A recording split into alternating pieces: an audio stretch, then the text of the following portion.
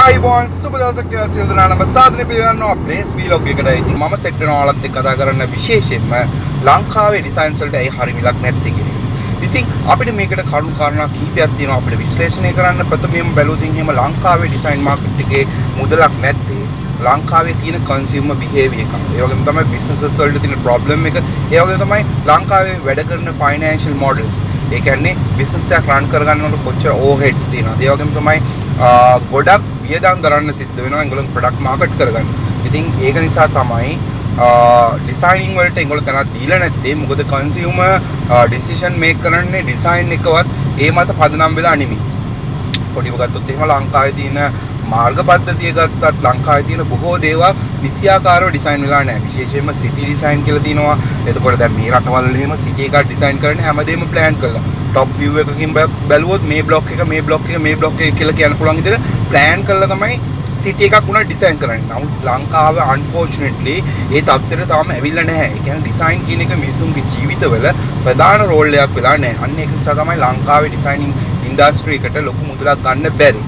මම මේ කතා කරන්නේ බහුතරය. නමුත් සමහර සුළුතරයක් ඉන්න විශේෂයෙන් කොළඹ වල තියෙන ෆයින් ඩයින් රෙස්ටොරන්ට්ස් වෙන්න පුළුවන්. එතකොට හොඳ ලක්ෂරි බුටික් හොටෙල්ස් වෙන්න පුළුවන්, බුටික් අවුට්ලට්ස් වෙන්න පුළුවන්, ගාමන්ට් අවුට්ලට්ස් වෙන්න පුළුවන්. මෙන්න මේ වගේ සමහර පොඩි දේවල් වලට පමණයි ඩිසයිනින් වලට මුලක් ගෙවන්නේ. කියන්නේ ඩිසයිනින් මත තීරණය කරලා එහෙම නැත්නම් ඒකේ තියෙන අපියරන්ස් එක, ඒකේ තියෙන ක්වොලිටි එක, ඒකේ තියෙන ඇට්‍රැක්ෂන් එක මත තීරණය කරන කන්සියුමර් බිහේවියර් එකක් ලංකාවේ නැහැ. ලංකාවේ ගොඩක් වෙලාවට තියෙන්නේ මූලික අවශ්‍යතා සහ සෙකන්ඩරි නීඩ්ස් ෆුල්ෆිල් කරගන්න කන්සියුමර්ස් තමයි බහුතරය ඉන්නේ. අන්න ඒක නිසා තමයි ඩිසයිනින් වලට ලොකු ඇටෙන්ෂන් එකක් නැත්තේ.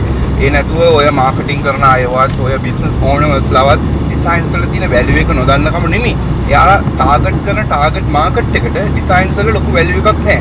ඒගොල්ලන්ට කරන්න ඕන කමියුනිකේෂන් ඩිසයින් එක. එහෙම නැත්නම් යම්කිසි පණිවිඩයක් නිකුත් කිරීමට පුළුවන් තරම් ඒක ඩිරෙක්ට්, පුළුවන් තරම් ඒක ක්ලියර් එයාලට දෙන්න මිසක ඒක ක්‍රියේටිවිටි එකක් ඇඩ් කරලා ඒකට පොඩි ඩිසයිනින් ඊස්තටික් සයිඩ් එකක් ඇඩ් කරන්න නෙමෙයි. ඒ නිසා ගොඩක් ඒගොල්ලෝ ෆන්ක්ෂනල් ඩිසයින්ස් වලට තමයි යන්නේ. ඒක නිසා තමයි ලංකාවේ ඩිසයින්ස් ගොඩක් සිම්ප්ලිෆයිඩ් වෙලා තියෙන්නේ, බෝරින් වෙලා තියෙන්නේ.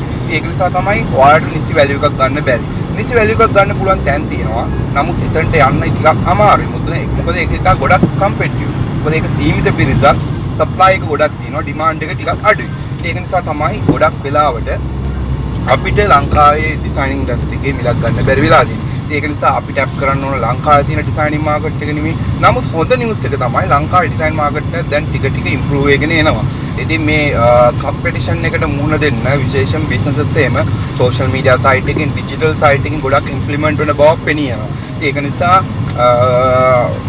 යම් කිසි මුදලක් ලබා ගන්න පුළුවන්. නමුත් ඉන්ටර්නැෂනල් මාකට් එකකින් ගෙවන half price එකක් අපිට ගන්න බැරි වෙන තත්ත්වයක් තියෙනවා. ඒක නිසා අපි මේ පිළිබඳව අව්‍යානසයක් අරගන්න ඕනේ. ඉතින් ඒක ලංකාවේ මාකට්ස් වලට ફોකස් කරන්න නැතුව ඉන්ටර්නැෂනල් මාකට් එක ફોකස් කරන එක ඉතාමත් වැදගත් වෙනවා. මොකද ලංකාවේ ඩිසයිනින් ඉන්ඩස්ට්‍රි එකට මිනිස්සු ගෙවන්නේ කියන්නේ ඩිසයිනින් ඇප්‍රීෂিয়েට් කරන්නේ නීට්නස් එක, ක්ලීනිනස් එක, ඇරේන්ජ්මන්ට්ස් ගැන මිනිස්සු ඉච්චර තකන්නේ නැහැ. මොකද බහුතරය ගත්තොත් එහෙම පොලිමක් හරි පැනලා තමයි යන්න බලන්නේ. කියන්නේ ඒකේ ඕගනයිසේෂන් එක, ඒ කියන්නේ ඕගනයිස් වෙලා තියෙනවට එහෙම නැත්නම් දෙයක් ඕඩර් එකකට තියෙනවට මිනිස්සු ගොඩක් කැමති නැහැ.